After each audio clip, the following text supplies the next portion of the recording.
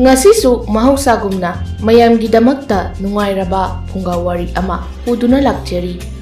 Wari asigi mamingna surung manunggi angakpa saktam. Wari asibu ibirakpana Unison Laikuram. Thaina matamdagi lairaklaba ariba surung amakhakni. Mirol kayagi matungda suklaba chingnungda laiba surung adubu kana amatana masak khangna kide. Chingnung asida lotuna surung ase leirakhi.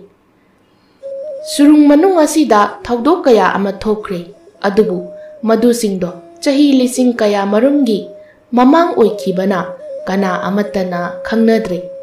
Surung manung asida kari bu lairamba haibadugi matangi warini. Chingnung aduda nupa ahumkhak nambo thabo ponaduna changlai. Makhoi ahumgi mamingna Luwang, Khuman amadi Merani. Makhoi ahum ase khul amakhaktadagini. Piklingaidagi luna chana tinarakpa mataw ahumni. Aduga umang asina makhoi ahumgi yarau sa tanphamni. Mafam asida mamang thakta makhoi ahumna sa kaya amatankre. Madugi tungda chingnung asida surung ama leiba asibu thengnaduna surung asigi manungda changsi haibagi khongchat amada makhoi ahum ase punna laklibani. Luwang hairei taibang mina pak hek changnaba mafam di mande. Mafam adusu yamna sui yamnasu manung hanjinna changsili. Aikhoi tanabu asukba mafam singda chatuna yarau sa tanbagi wani. Itaw aikhoi gi khongchat asibu mapung phagadra Merana khumlai. Surung haiba sidi anganba matamgi taibang mina lainaramba mafam yum adugumbani. Thainadi taibang mina yum kai sabagi wakhal ase lainaramde. Chinjaki matangdasu maida thongduna sagadabani haibase khangnaramde. Madugi matam aduda anganba matamgi miyoising aduna Chingyagi surungda mayum oiduna lainarami. Chingda panbasingbu hek hektuna charami. Sa phaduna charabasu hingna chanaramlibani. Luwangna hoinya adugumba punsi marel adudagi aikhoi pumba ase haurakibani ko. Matamdo aikoinadi nunggi juk hainarido. Nunggi jukki saktam kaya ama surung adugi manungda soidana leiramgani ningi. Amaromdana chawruba chingsang asida aikoi ahumna amadi sadanba kaya amana sa thiba chatpada masigi surung asinatana atopa surung amata thiba phangde leibasu unade. Aina khanbadasu masigi surung asikhaktamak oirangani khali ita. Khumanna amuk hairei. Ita aina tabadadi nunggi jukki miyoisingdi thangta uwa kaya amana khulai oiduna sizinarami haina tai. Matang bucharabadi surung adugi manungda soidana leiramgani changsinchi itaw. Yaugadori itaw. Asomgi makha thangbase asida leisilaga kharaga chatladi yaurani itaw. Merana amuk hairei. Surung haibase angakpa amadi oiko. Chingnung asida ahuba makhul adusu mina leiba yaba mafam. Itaw mafam aduda leiramba miyoisingna saramba oigadoribra. Aidi malibu saraga leiba ngaktani. Makhoina saramdana karamnadi surung oina leiramgani. Luwangna aidi mandibu asuk luba surung amabu leibak tawduna saba ngamlaga karigi uwana leinaba yum macha ama phawba saba ngamloi. Surung achawba ama saramgadabagi mahutta yum macha ama oina sarambana pharoidra. Aina haibadi mahusagi oiba khudol amani haina khali. Maramdi sanglaba turel amabu karamna tawba ngamlugani. Ching pat turel na leiba sigumna surung asisu leiba oiramgani itaw. Asum sangsilakpana yauksilakle mangda leire surung ado yengbada yamna mamba oinasu uri. Luwang, Khuman amadi Merana surung adugi mamangda leptuna leiri. Surung ado thongpak ama pali. Ngasinduna lei. Uri singna yasinbasu yauri. Mirangsu yamna thanglami. Merana hairei. Miranga loina thuri. Kana matana kuina changbidrabanina. Yamna mannasu uri. thongpak kaise sum loina chari luwangna nasada loina ba khuju thanglen adumadi yamna cheksinna paino ko surung asigi manungda kari leiramgani haiba khangmana te tausa itaw surung asigi manungda bu ahingba jiba panbaga leiramgadrane mandeda leiramlabasu nahana siramlanida hoine leige na leiramlabada saru sayang khara adu mangai hekta changlaga yenglasi luwangna sumjaraba thongpak adubu namkhairami aduga mahakna mang thaduna changba hawi la oi tausa aigi tung inaro makhoi ahumdo pareng sana asum changsilaklami nakalani dana chingi lebakna khari makhul adu matangairi mi amana leptuna chatpadi khara komba haibado oirami merana haire makhul asisu yamna hainaga hutlamine mi amana hekta changba yabagi mawongda asum changsin bana surungi makhul ado khara khara chauthoraklami swaida muk chauthoraklena hoina masi werabadi sorse fazana honba yareba nangi sor honbado haibanate namit aduna kari kari leibage haibado yengu haibani hoida aisu yenglibani mafam adwaida karisu thoidokpa leiramde nakal anida chingi lebakna khariba du mangai kharasu amuk changsilami makhul adusu phanna lauthorakle merana nakal aduda ukak khara taduna leibado urami ukak nine maside makhoisu maiga horaga tiklamgani adunani masibu karinaga khairiba janu matamdudi singjanga matasu leiramkhiroi itaw thangnaga khaiboiramgani mangda chatliba luwangna karigomba ama uraduna amuk hairei karino masina sarura maitala merana munna yengduna khumi saru machini mafam asida mai hauduna mai de yaiduna chabagi mali makhoigi matamdagi mai ase sijinaba haubo oire ko changsilo kari kari lebage haibado yengkisi luwangna mang thaduna kharaga changsili masidagidi ahenba saktam kaya ama leibo uba hauраklami phaklangi nungpak aduda taibang migi saktam manba kharana yektuna haktuna leiribado ureduna hairei fazanaga haga ine yengune itaw masina nupi oibajani aduga masina nupa nungsidabu kari khulaina haklibajanu mayeksu sengna hakli mathang ayekpa ahakpa saktam khara leire masi singse matamduda leiramba mi singi saktam oiramgani amaromda makhoisu wakhali leibajani ko makhoigi punsi asibu tungi mirolna khanghauna ba haiduna yamna phajanaga haktuna thanamemi amuk makhatana changsili khara changsinbaga yamna pakpa mafam ama leirami itausa asauba apakpa mafam amasu leiri masina kari oirabajan mafam aduda unawana akangba kharasu tari upulsu yamna kari ukak matupsu leiri nungsu yauri merana hairei makhoi mayamgi sanafamga oirabajalo masibo natloida ukak wakak nung asibu karam haina sanagadoribano aina sum khanbada makhoigi tumpham japhamga mali haibadi ukak asida mon khangduna tumbu oiramgani ukak nungdum asida mon khangduna tumlabadi makhoigi makok adudi phajaramlani paklaba mafam adugi hek mangdana piklap tauba makul amatang amuk lairi sigi makul asimadi yamna pihe paktharaga changdradi yagadaba mandine hoine makul asi khara khara chauthoklamlaga khangpik amuk piksinkhre laose paktharaga hekta changkhrasi merana mang thaduna pakthaduna makul aduda changlami makhoyanisu amuk changle madugi mangda ising tungba lambi ama leiribado amuk ure merana hairei itaw isinga tungine kadaidagi ising oirabajanu sibo mafam asidi yamna kuiraba mafam amani isingna tungge haina tunglabada numit kharani damangai karam tauri bazan khumanna mamit aduna mathak aduda yengkhali aduga haire mathak se yengo mathak se ising yuba mali chotli tawi hoi masidagi tarak poiramgani ising sida kumduna hekta lalasi merana mang thaduna ising adubu lan thokle aduga makha tana amuk changsili makhulado khara amuk lauthoraklami khara changsin baga saru polang khara taduna lairami masigi saru polang asidi taibang migi di mandebo sekpi gi mali sekpi gi oiramgani sekpi na bu asuk yam chaw gadrane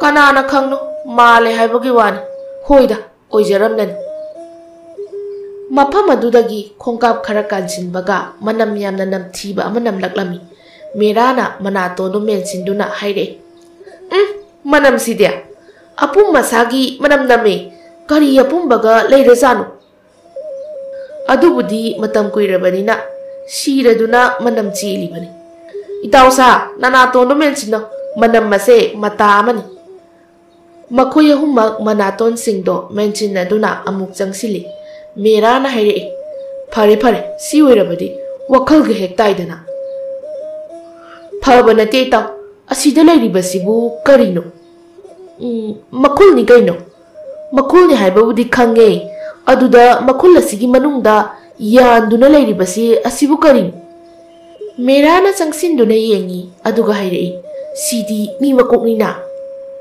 mi makok haiba mi makok asibu asumna yanduna thamnabra manungda su amuk yengune surung lambi aduda atopa makhul amasu lairami makhul adudani merana yengliba merana munna yengduna haire itausa masida lairiba sing asidi sarupola ngaktane mi makoksu mayam ama lairi luwangna yengduna amuk haire mi makut ngaktani ne othokna kijareda kumanna hera surung haiba sidi asigumba ngaktani leiramgadoribasi karigi kigadoino asidi sarupola ngaktani itaw yenglurano somda amuk chatkrasi luwangna mang thaduna chatlami khara changsillaga surung lambi aduda mirang mayam ama kaduna leirami mirang mayam aside khutnaga kothokpa yararoi onthokna yam khreda saitik seranga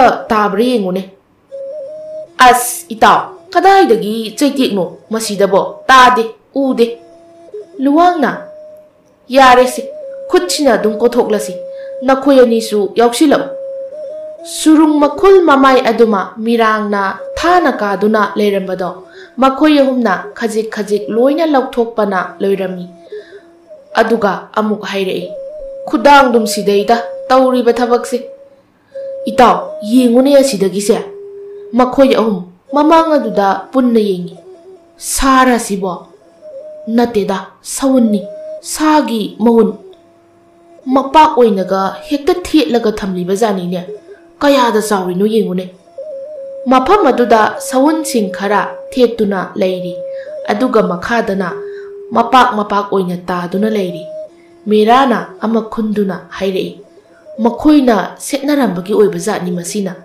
phanadum phajari itaw nangi tap paibado tawgunu haiwani amuk leimaida thadaki luwang hairei itawania mafam asida ngayakta pothakichi aikoi humna changlaklibase phana yamna sangle phamtharoi ta aisu warabani makhoi humdo makhoi gi manamda poriba nambo odo lokthokduna mayumdagi purakpa chanabasing ado lokthokduna charami merana itausa hidaksibu thaksa hairibro amani thakse henjinnadi thakkumse amuk pharak tarakani kharung macha amada yauriba hidak adubu amuk thaknai ngayak potharaba tungda amuk hawgatuna surung adugi manungda amuk changsinba hawi merana hairei masigi surungse phana dumak chawba jani ko kayamuk waliba jan masigi surungse adumak chawba jani ko kayamuk waliba janu khangdene adubu kanana khanganoda makhul macha sida huttana phana hainabu semlamine surungi makhul aduda amuk paktharaga changi Mafam ado mirang thangduna yamna sumotli. Mamang aduda makul ani ahumna leiribado amuk urami. Makul ahum suini sidia kadumda changnya. Ngaiko kari leiba makul no haibado amukta yengkisi tausa. Luwangna mangak ado thangzinduna makul amada hana yengi. Aduga hairei. Itausa ta machin tumba yamna leinge. Ta haiba amukta lauthora'une. Luwangna ani ahum lauthora'o. Kumanna ta sing adubu munna yengduna hairei. Makhoigi matamdadi asengba yotki ta se leiramdabanina. Ukhok akanba macha amada matondana yot machin tumbase haplaga uri na chetna yesinduna semba oireko phanabu haina semli. Tien chu leiri phanabu kalli yengune. Hoine phana kuiraba matamsi karisu tawdrine. Mafam aduda matam adugi miyoisingna sijinnaramba khuzuk khulai khara leiri. Merana hairei itausa khuzuk khulai khara leiribasi yumda pukhrasi hairibro. Hera natai sadaba thamlamodu. Mathangi makhulse asida kari amuk leige haina amukta yeng. Makhul aduda merana paktharaga yenglubada phanchong thorai. Kaidawre? Asida leiriba lin asida aidi khangprek khangluri. Ha, lin haiba. Kumanga luwangana amuk paktharaga yengi. Makhul macha aduda ahingba lin mayam amana mareng chatuna leiribado urami. Lin nine adusu ahingba karamna hingduna leiriba jano. Lindi siba naide kain hainabado adugi oiraba jala. Yengune achaw lin chu mayam ama yauri. Makok kase phalli. Taibang migi makhol taba sida phalli ba oiramgani. Surung haise linga leiba oireko. Yarese amuk chatlasi. Kumanna mang thaduna amuk makhul aduda changba hawi. Lahing manam ama yamna kanna namlaklami. Lahing manam nina sidia. Mamit aduna haipit yengi. Kom macha amada ising khara tungduna leiri. Ising adugi manungdana nga kharana koireng lengduna leiribado urami. Itausa nga galaini he. Tu yengune. Kadaidagi nga oirabajano haujik phauba hingduna sumak leiba. Itaw phase haibro. Mera ibo nang nangangba wasima taba sungya hegyadi. Nakhongdo kumtharaga lalo. Merana wakhalda karimata khalluba tawdana ising tungduna leiriba mafam aduda makhong namado phat kumthaduna netli. Maduda makhong ado puthakirami. Mahakna lawi. Maduda kumanna hangi. Kaidawre itaw? Itaw khong si puthakre. Ha! Laibak ado isingna asum sosinduna leibagi loina homlami. Maduda nesinba duda puthakibani. Kumanga luwangana meragi makhut anido paiduna kanna chingkhatlami. Merana hairei. Ngasagi aada leihauba adudi karisu tawde. Itaw masidi karam tawna lanthokane. Khangdreda mamga mamsilakpane. Asi hairaga nakanda yenglubada wa matang asangba ama thetuna leiribado urami. Mainamni ne sidia surung asida thanbagi oiramgani. Haujikpu thanba yagidro masiba. Yararoida sumjaraba sibu. Maisubada wase loina sakhrani. Merana tawania sigi ising thokpa mafamse karamna langthokania. Chungbasu ngamloine masidia. Phare mafam asida potharasi. Wakhal tawraga karam haina lanthokani haibado khallasi. Asum haina duna mafam aduda phamtharami. Mamsilaklibase mapanda numit taramlagani. Masigi surungse mangal khara di leibazani. Kadumdagi mangal no di khangde. Adunina surung haibasidi khara mamgadabani. Mafam aduda hangatna yenglami. Maduda mathak aduda kari no khara naptuna leiribado urami. Itaw mathakta naplibasibu karino. Kumanna hogatuna yengi aduga hairei. Samne sidi samasibu yalaga asumna naknabraba makhoisu samga kaknaba jala amuk phamthai tumin laini makhoi singa do warabani mafam aduda tumthanakre ahingi matamni surung manung aduda krek tauba makhol ama thoraklami makhol adubu merana khak tarami maduda mahakna khali kari makhol noni aina tariba sibo mamba sida kari mata su udri tanja aduda kari gumba ama fadrang mathak aduda paithokirami usik ni ne amama marak asida tumliba matau anibu masa nomduna haudui itaw se amuk thawgalo khumanna kari tawre haibano ngaihak tumba sida uchik pairemi sekpi yoramani makhol amasu taye kari suiram loiba ngaihak tumba sida onthokna yet pajani ko nangse amuk tumthakre meradi manam nga thaduna leiri ngasai mahakna takiba khonjel ado amuk taraklami amuk su taraklene kari yorabzan asi khanduna haugatli aduga makhong adu thangduna chatpa hawi maduda mafam aduda ising tungduna leikibado khangninga muk ningsinglei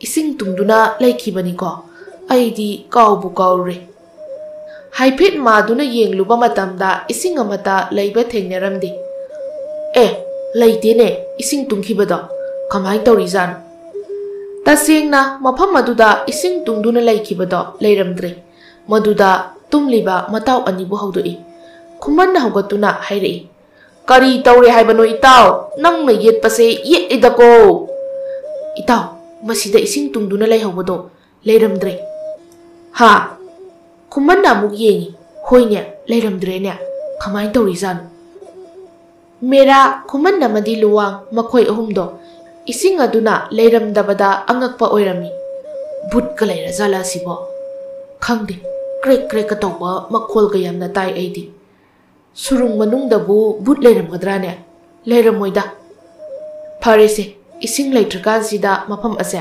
lanthorasi asum laina duna mafam ado lanthoklami khara su mangal lakli adumak changsan khrasi amuk chatli mera namang thari meragi makuk aduda karigumba ama pup taraklami maduda khangduna phanchong thoi kari amuk tawre ta